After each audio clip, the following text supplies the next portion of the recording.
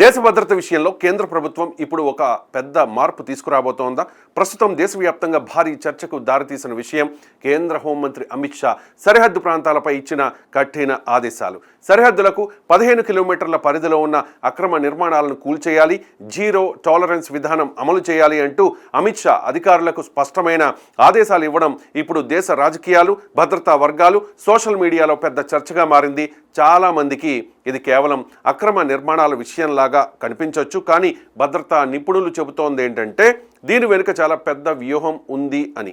ఎందుకంటే సరిహద్దు ప్రాంతాలు అంటే కేవలం ఒక భౌగోళిక గీత కాదు, అక్కడ దేశ భద్రత, అంతర్జాతీయ నేరాలు, స్మగ్లింగ్ నెట్వర్క్లు, డ్రగ్స్ మాఫియా, నకిలీ పత్రాల రాకెట్లు, ఉగ్రవాద ఫండింగ్ ఆల్ ఇంటర్ కనెక్టెడ్గా ఉంటూ ఉంటాయి. తాజాగా అమిత్ షా భారత్ పాకిస్తాన్ సరిహద్దుకు సమీపంలోని రాజస్థాన్ జిల్లాల భద్రతా పరిస్థితులపై ఒక హై లెవెల్ సమీక్ష నిర్వహించారు.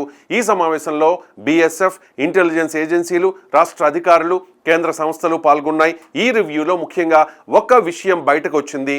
సరిహద్దు ప్రాంతాల్లో అనుమానాస్పద నిర్మాణాలు పెరుగుతూ ఉన్నాయని, కొన్ని నిర్మాణాలు అక్రమ కార్యకలాపాలకు కేంద్రాలుగా మారుతూ ఉన్నాయని కేంద్ర సంస్థలు నివేదికలు ఇచ్చినట్లుగా సమాచారం. అందుకే ఇప్పుడు ప్రభుత్వం సరిహద్దులకు 15 కిలోమీటర్ల పరిధిలో ఉన్న అక్రమ నిర్మాణాలపై భారీ చర్యలకు సిద్ధమవుతోంది. ఇక్కడ చాలా మందికి ఒక ప్రశ్న రావచ్చు, ఒక భవనం ఉంటే అంత ప్రమాదమా అని. కానీ భద్రతా సంస్థలు చెబుతోంది ఏంటంటే సరిహద్దు ప్రాంతాల్లో కొన్ని నిర్మాణాలు సాధారణ ఇళ్ళు లేదా గోదాములు మాత్రమే కావు. చాలాసార్లు ఇవే డ్రగ్స్ నిల్వ కేంద్రాలు, ఆయుధాలు దాచిపెట్టే ప్రాంతాలు, స్మగ్లింగ్ నెట్వర్క్ల ఆపరేషన్ పాయింట్లు, చొరబాటు మార్గాలకు సపోర్ట్ సిస్టమ్లుగా ఉపయోగపడుతూ ఉన్నాయని అనుమానిస్తూ ఉన్నారు. ముఖ్యంగా భారత్ పాకిస్తాన్ సరిహద్దు చాలా సున్నితమైన ప్రాంతం. గతంలో ఇక్కడి నుంచి నకిలీ కరెన్సీ, డ్రగ్స్, ఆయుధాల అక్రమ రవాణా జరిగిన కేసులు వెలుగులోకి వచ్చాయి. ఇప్పుడు డ్రోన్ల టెక్నాలజీ పెరిగిన తర్వాత పరిస్థితి మరింత క్లిష్టమైందని అధికారులు చెబుతూ ఉన్నారు. డ్రోన్ల ద్వారా డ్రగ్స్, ఆయుధాలు, నకిలీ పత్రాలు కూడా సరిహద్దులు దాటుతున్నాయని నివేదికలు వస్తూ ఉన్నాయి. ఇదే కారణంగా ఇప్పుడు ప్రభుత్వం భద్రతను కేవలం గస్తీ పెంచడంగా మాత్రమే చూడడం లేదు.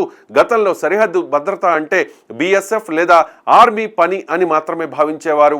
కానీ ఇప్పుడు పరిస్థితి పూర్తిగా మారిపోయింది. ప్రస్తుతం భద్రత అంటే finance, cyber, digital identity, banking, గ్రామీణాభివృద్ధి ఆల్ కనెక్టెడ్ అని కేంద్రం భావిస్తోంది.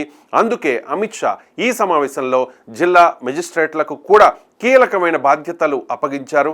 పెద్ద వ్యాపార సంస్థల్ని ధృవీకరించడం, వాటి నిధుల మూలాలను పరిశీలించడం, నకిలీ కంపెనీలను గుర్తించడం, మ్యూల్ అకౌంట్లను బ్లాక్ చేయడం, ట్రాక్ చేయడం, నకిలీ ఆధార్ కార్డులను గుర్తించడం వంటి పనుల్ని స్థానిక అధికారులకు అప్పగించారు. ఇక్కడ మ్యూల్ అకౌంట్లు అంటే ఏంటో కూడా తెలుసుకోవాలి. సైబర్ నేరగాళ్లు లేదా అక్రమ నెట్వర్క్లు తమ డబ్బు లావాదేవీలను దాచడానికి సాధారణ ప్రజల బ్యాంకు ఖాతాలను ఉపయోగిస్తూ ఉంటారు. ఈ ఖాతాల ద్వారానే అక్రమ డబ్బు ఒక చోట నుంచి మరో చోటుకు వెళుతూ ఉంటుంది. ఇవే మ్యూల్ అకౌంట్లు. ప్రస్తుతం సరిహద్దు ప్రాంతాల్లో ఇలాంటి అక్రమ ఆర్థిక నెట్వర్క్లు పనిచేస్తూ ఉన్నాయని కేంద్రానికి సమాచారం వచ్చినట్లుగా తెలుస్తోంది.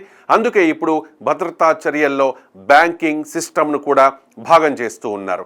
ఇంకో కీలకమైన అంశం డ్రగ్స్ సమస్య. ప్రస్తుతం దేశంలో మాదక ద్రవ్యాల సమస్య చాలా వేగంగా పెరుగుతోంది. ముఖ్యంగా సరిహద్దు రాష్ట్రాల్లో యువత డ్రగ్స్ బారిన పడుతూ ఉన్నారని నివేదికలు చెబుతూ ఉన్నాయి. పంజాబ్లో ఇప్పటికే డ్రగ్స్ సమస్య ఎంత తీవ్రంగా మారిందో దేశం చూసింది. ఇప్పుడు రాజస్థాన్, గుజరాత్ ప్రాంతాల్లో కూడా డ్రగ్స్ స్మగ్లింగ్ నెట్వర్క్లు చురుగ్గా మారుతూ ఉన్నాయని భద్రతా సంస్థలు హెచ్చరిస్తూ ఉన్నాయి. ఈ డ్రగ్స్ వెనుక అంతర్జాతీయ మాఫియా నెట్వర్క్లు ఉన్నాయని కూడా చెబుతూ ఉన్నారు. కొన్ని సందర్భాల్లో ఈ డబ్బు ఉగ్రవాదానికి కూడా ఉపయోగపడే అవకాశం ఉందని అనుమానాలు ఉన్నాయి. అందుకే డ్రగ్స్ నేరాల వెనుక ఉన్న నెట్వర్క్లపై లోతైన అధ్యయనం చేయాలి. భవిష్యత్తులో ఈ సమస్యలు మళ్ళీ రాకుండా శాశ్వత పరిష్కారాలు తీసుకురావాలి అంటూ అమిత్ షా అధికారుల్ని ఆదేశించారు. ఇక్కడ మరో ముఖ్యమైన విషయం ఏంటంటే ఇప్పుడు ప్రభుత్వం సరిహద్దు గ్రామాలపైన ప్రత్యేక ఫోకస్ పెడుతోంది. ఎందుకంటే అభివృద్ధి లేని ప్రాంతాల్లో అక్రమ నెట్వర్క్లు సులభంగా పెరుగుతాయని భద్రతా నిపుణులు చెబుతూ ఉన్నారు. నిరుద్యోగం, పేదరికం, అవకాశాల లేమి వల్ల కొంతమంది యువత అక్రమ కార్యకలాపాల వైపు వెళ్లే ప్రమాదం ఉంటుంది. అందుకే అమిత్ షా సరిహద్దు గ్రామాల్లో అన్ని ప్రభుత్వ పథకాలు 100% అమలు కావాలని ఆదేశించారు. అంటే భద్రతతో పాటు అభివృద్ధిని కూడా ఇప్పుడు జాతీయ భద్రతలో భాగంగా ప్రభుత్వం చూస్తోంది. ఇంకొక ఆసక్తికరమైన అంశం సైబర్ నేరాలు. ఇప్పుడు నేరాలు కేవలం భౌతికంగా మాత్రమే జరగడం లేదు. ఫేక్ ఆధార్ కార్డులు, ఫేక్ బ్యాంక్ అకౌంట్లు, ఆన్లైన్ ఫ్రాడ్స్, డిజిటల్ మనీ ట్రాన్స్ఫర్లు ఆల్ బోర్డర్ క్రైమ్ ఎకోసిస్టంలో భాగమవుతూ ఉన్నాయి.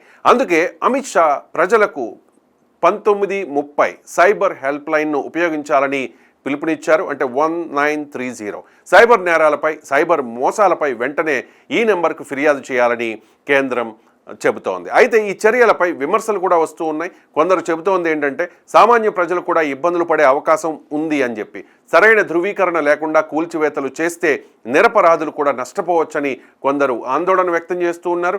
గతంలో దేశంలోని కొన్ని రాష్ట్రాల్లో బుల్డోజర్ చర్యలపై పెద్ద రాజకీయ వివాదాలు కూడా జరిగాయి. అందుకే ఇప్పుడు ప్రతిపక్షాలు కూడా ఈ నిర్ణయాన్ని జాగ్రత్తగా గమనిస్తూ ఉన్నాయి. కానీ ప్రభుత్వం మాత్రం స్పష్టంగా చెబుతోంది దేశ భద్రత విషయంలో ఎలాంటి రాజీ ఉండదు అని చెప్పి. ముఖ్యంగా సరిహద్దు ప్రాంతాల్లో ఉగ్రవాదం, స్మగ్లింగ్, డ్రగ్స్ నెట్వర్క్లు పెరుగుతోన్న సమయంలో కఠిన చర్యలు తప్పనిసరి అంటోంది. భద్రతా నిపుణులు కూడా చెబుతోంది ఏంటంటే భవిష్యత్తులో యుద్ధాలు కేవలం సైన్యాల మధ్య మాత్రమే ఉండవని, డ్రగ్స్, సైబర్, ఆర్థిక నేరాలు, అక్రమ చొరబాట్లు ఆల్ హైబ్రిడ్ వార్ఫేర్లో భాగమవుతూ ఉన్నాయని అంటూ ఉన్నారు. అందుకే ఇప్పుడు ప్రభుత్వం మొత్తం సరిహద్దు ఎకోసిస్టమ్ను కంట్రోల్ చేయాలని చూస్తోంది. ఇప్పటికే కేంద్ర ప్రభుత్వం, బోర్డర్ సెక్యూరిటీ ఫోర్స్, ఎన్సీబీ, అలాగే సిబిడిటి, స్థానిక ప్రభుత్వ యంత్రాంగం కలిసి పనిచేసేలా ఒక సమన్వయ విధానాన్ని రూపొందించాలని సూచించింది. అంటే ఇకపై సమాచారం పంచుకోవడం, financial tracking, ground intelligence all ఇంటిగ్రేటెడ్గా ఉండబోతూ ఉన్నాయి.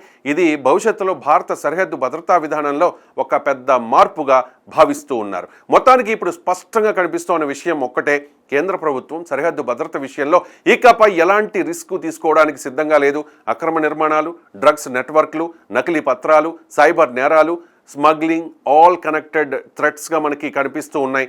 అందుకే ఇప్పుడు కేవలం సరిహద్దు కంచెలు పెంచడం కాదు, ఆ ప్రాంతాల మొత్తం ఆర్థిక, సామాజిక, డిజిటల్ వ్యవస్థలపై కూడా ప్రభుత్వం ఫోకస్ పెడుతోంది.